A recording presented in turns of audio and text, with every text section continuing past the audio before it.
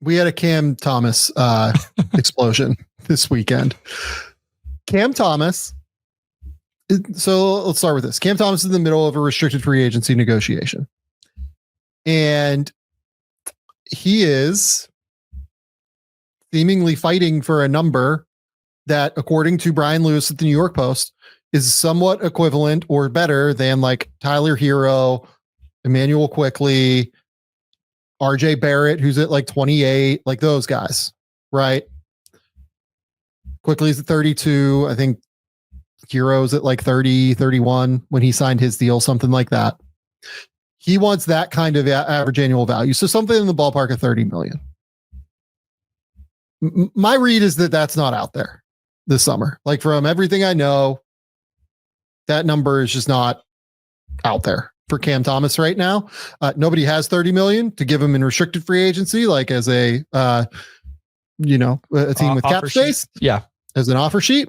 And then nobody, from what I understand, like Brooklyn's like, because of that, just like, no, we're not doing that. You know what I mean? Like we're not giving you what you want just because you want it. So Zach Lowe had like what I thought was like a fairly nuanced, like solid discussion of Cam Thomas and what he is as a player. It wasn't just all negative, it like, if you listen to the totality of the conversation, it was not, this guy sucks, this guy's a ball hog, it is what it is, right? But this account, NBA Retweet, said, Zach Lowe and Cam Thomas, the consensus on Cam Thomas, if there is one, and he's got some fans, and he's got some mega detractors, but the consensus is kind of like an empty calories ball hog. Cam Thomas comes back and says, the consensus, fuck you in the consensus, Zach Lowe. This is most likely the same consensus teams who can't guard me and send double teams from jump ball. Why are we double teaming a guy who's not that good? Make it make sense, please. Okay. That's one way to handle things. I mean, sure, we can do that if you want to. So I want to have a conversation about what Cam Thomas is and isn't as a player. Sure. So first and foremost, the entirety of deciding to go fuck you publicly to Zach Lowe, who's like pretty well respected and people in front offices like genuinely like Zach, part of the problem. First and foremost, like we can just say that, right? Part of the problem. Seems less than ideal for sure. This is the kind of stuff where like, okay, at the very least, it's not helping. Yeah. You know what I mean? Maybe it doesn't hurt. Maybe the Nets are like, yeah, this is cool, whatever. Like, do your thing, Cam.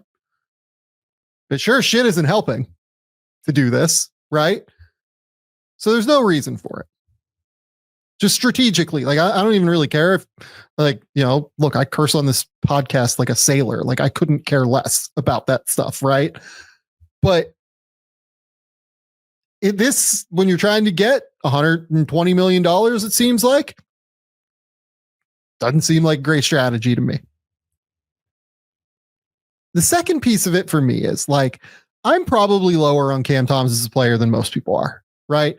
It's just not my kind of player type. It's not my kind of archetype.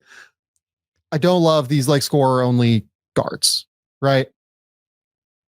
What I will say about Cam Thomas, he might be one of the 10 best scorers in the NBA.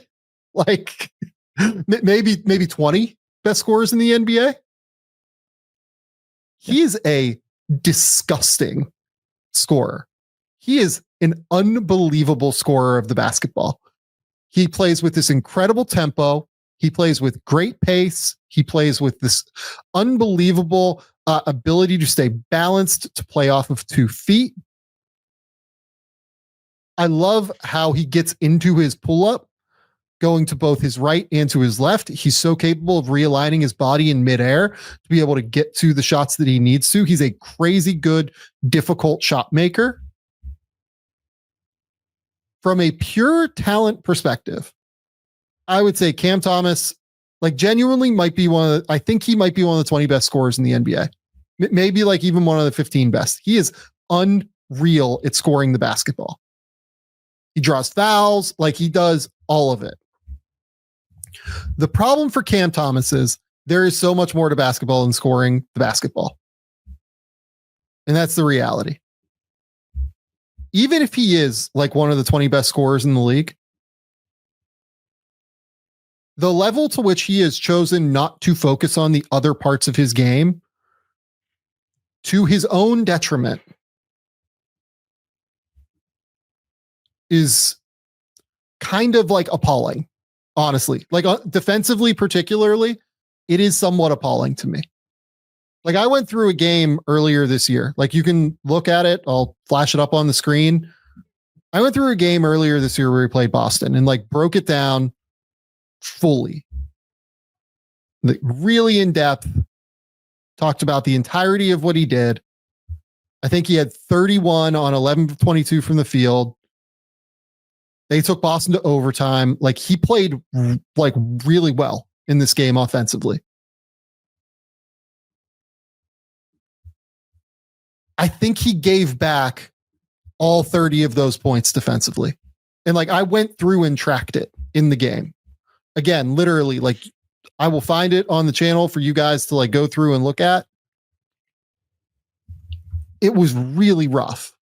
He needs to genuinely focus like substantially on the defensive end of the court and figure out what he can be on that end. He can't just be a scorer and that's it. It doesn't work in the NBA anymore. It just doesn't. And I'm sorry about that, but like, the NBA is just not only about buckets. It can be, Sam, but not for the amount of money he's wanting. Like, there's a certain role where he could do that. So a quick search here. I just went to NBA.com. Guys that averaged 24 points or more last year, there's 25 of them. If you just go through this is basic box score stats, so people can push back if they want. He was 22nd in field goal percentage. He was 23rd in rebounds. He was 22nd in assists. He was dead last in steals and dead last in blocks. I think that just like, that's a very simplified version of what you just said better, but it's like, what else are you providing?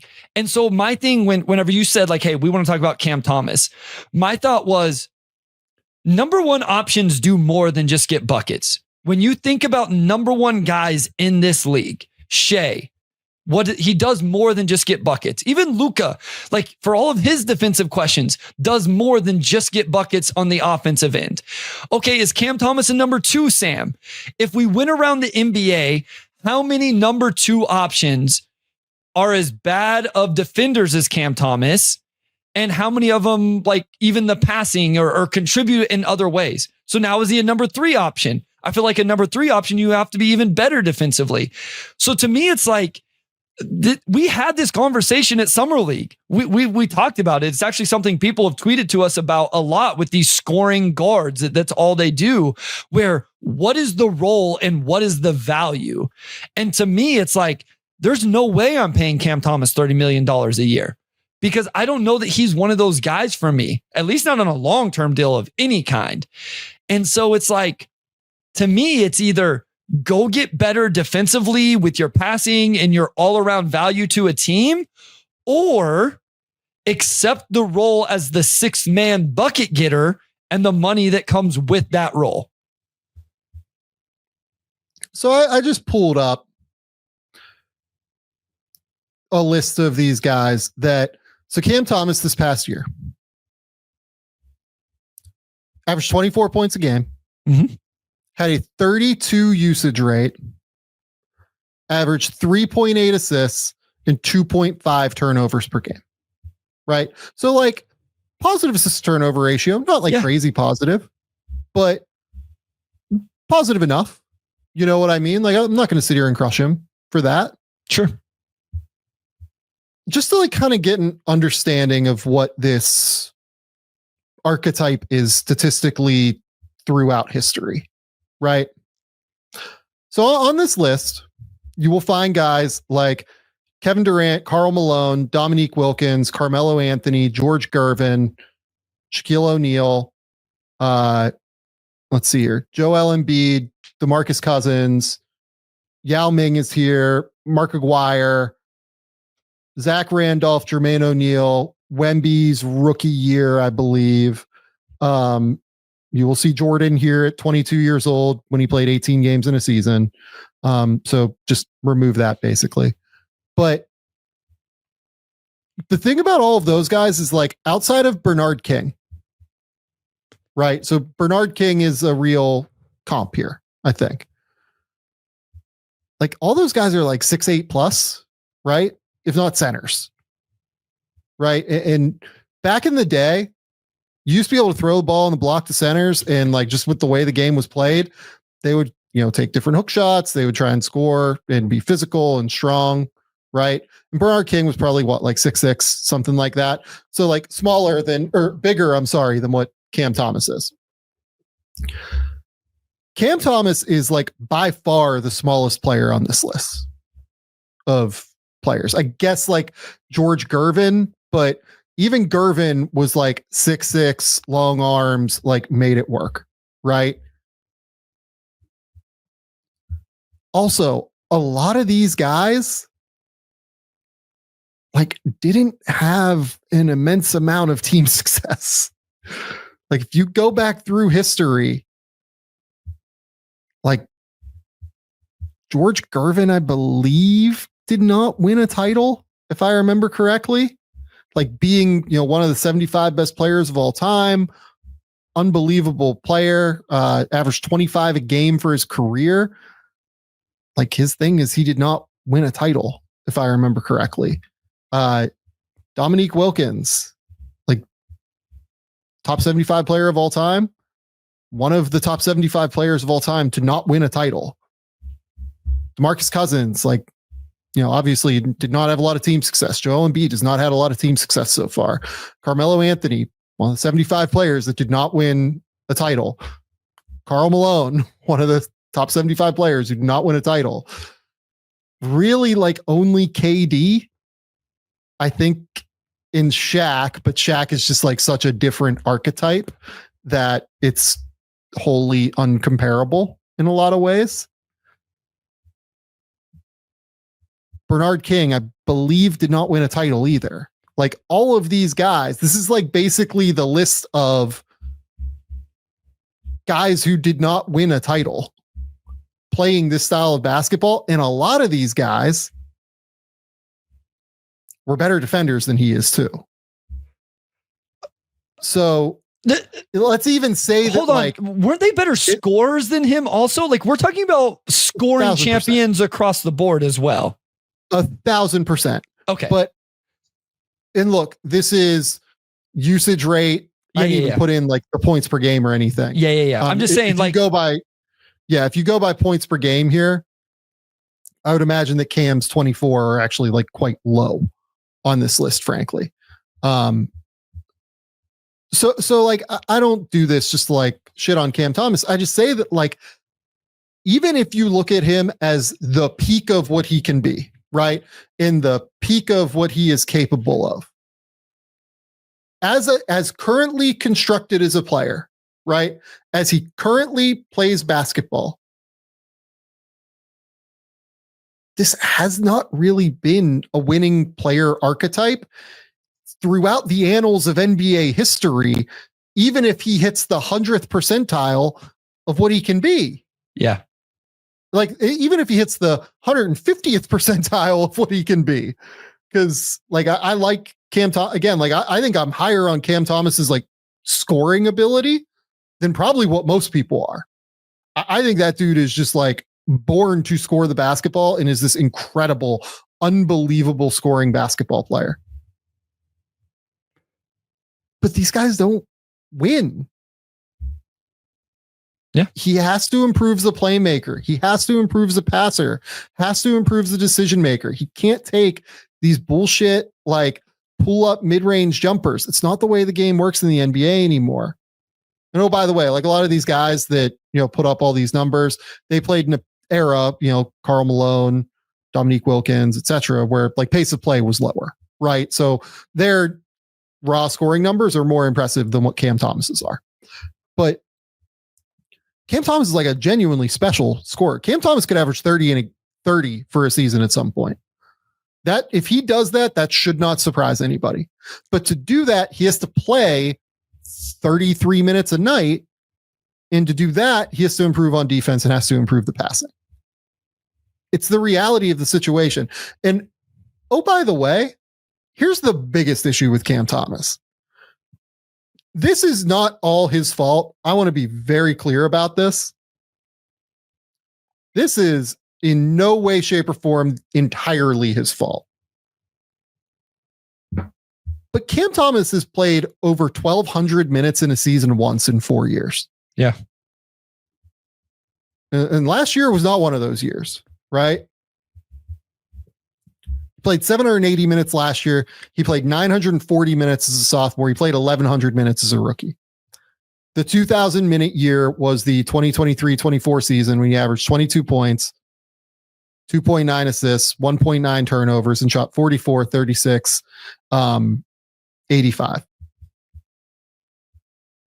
And again, genuinely, part of why like I think he has a chance to be okay is like he had a league average true shooting percentage last year too.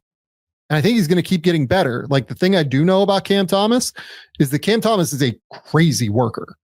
Like everybody I have talked to who's been around that dude, and I don't know Cam Thomas, but I know people around him, they will go to bat for how hard that dude wants to be a great basketball player. So like, I don't think this is over for Cam. Like, I don't think this is who he is. Like this, he can change this narrative 1,000%. Cam Thomas can change this narrative in a heartbeat if he wants to. But it's kind of on him at this point. Yep. He needs to make the choice to do it. Yeah. I mean, I guess he has the opportunity to do that, right? Like he could just bet on himself. No, Sam, like take the money for this year, become an unrestricted free agent next year and see what the market is for you in next offseason. So Cam Thomas has made 10 million this like so far in his career already. His qualifying offer is, while we're sitting here talking about it,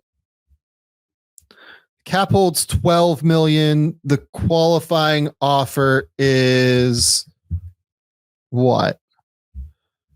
This is annoying. About 6 million. Yeah, 599. If he really thinks that he can go get 30 next summer, if he can improve all these things and can go and do his thing, if he can average 25 points a game, he doesn't even have to be an average defender. If he can like just be okay on that end and show real effort, be engaged on the weak side, be active, don't take as many shitty shots, like make plays for your teammates. That money could be out there next year. And if you think it's worth not taking the extra 14 million or whatever, like say Brooklyn's offering him 20 million. Yeah. You might be able to go get that extra, 40 next year. But again, it's all on him, man. Yeah. Like what I would say is the worst thing Cam Thomas could do is take the qualifying offer and not improve any pieces of his game like this. Yeah. Not improve the defense. Don't care because you're on a shitty, team that's not going to win games next year. Like, don't do that. That will not help you. But if you are willing to like really sit down and do what you have to do to improve and like have some self-reflection on, okay, why is the market not what I want it to be?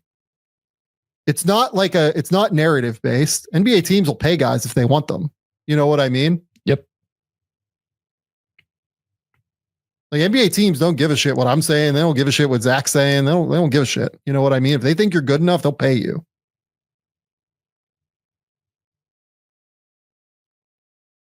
he's got to come back and like have some self-reflection and understand, okay, why am I in this position? Right? Yep. Why am I here? Otherwise, he should take the 20. Take the money. Yep. Agreed. Take the money and like just get paid, man. I think that's what he should do. Like if I'm him, if they have 20 million for 3 years on the books and like it's a player option, like similar to the Jalen Green deal, I'm taking that if I'm him. But I do get why he's frustrated. Like I get it because he's a gifted player. But again, the biggest issue to me is that he hasn't played enough. We can talk about all the other stuff. We can talk about like where I'm at on him as a player, what my evaluation is. The biggest problem is that he hasn't played enough. You only have 1 year of 1,200 plus minutes. And you have not been like a good piece of a winning team yet, right? The year you played 2,000 minutes, they won 32 games. Last year, they won 26 games. I get it that they were better whenever he was there early in the season. Like they were right around 500 for the first 15 games or so that he played. But the other piece of it too is that like he needs to stay healthy. You know, he had the hamstring injury that knocked him out. He had a back thing coming into the year last year. He, I believe, had an ankle injury that had him miss like 10 or so games the year before, right? Like these things come up and the Nets are super conservative. The Nets absolutely play a role in this because they were not trying to win games, right? Yeah. Yeah. Sure. So there's no reason to bring Cam Thomas back, really. Also, though, like I will say about the Nets, right? Like this is part of the reason, like I appreciate like what Memphis does, right? Like players get frustrated with this shit where like you aren't playing. Like you have to have the right dudes there. Like you better have the right dudes around to understand like, oh, you might be like hindering my contract. Yeah. If I was Cam Thomas, you know how I'd feel right now? I would feel like Brooklyn like held me out of competition and it hindered my market. Honestly, sure. If you're gonna hold somebody out like that after a hamstring injury, I'm not sitting here saying it wasn't a serious injury. I'm just saying that like I think that I want to be careful in how I say this. If you're going to do the Oklahoma City thing with Shea, right? Where like Shea had years where he just like got held out of competition, right? You better pay him. Sure. Like otherwise those dudes aren't going to be happy, and rightfully so, in my opinion. Like Lowry, right? Would that be another one where like Utah held him out and they still gave him the big contract though? Yeah. Did they hold him out at the end of that year? I guess they did, didn't they? I feel like he had some years where like, if you look at it, there's not a ton of games played. No. Yeah. He played 55 that in 2024. Yeah, you're right. So yeah, they did, and they paid him. Yeah. You better pay your guys if you're going to go down this road. You definitely better pay. You better pay guys like in a real way. Yeah. I think you said it best in terms of like, I would probably just take it if I was Cam Thomas. I would try to make it shorter and, you know, prove it and then get back on the market. But if I'm Cam Thomas also, and like you said, if he was willing to do the things we've discussed, bet on yourself. Like I would love to see that version of Cam Thomas because I think that's a really interesting and really good basketball player. So I mean, it's been restricted free agency for a lot of these dudes, right? He doesn't have a new contract. Kuminga's still on the Warriors without a new contract. Josh Giddey doesn't have a new contract. Quentin Grimes doesn't have a new contract.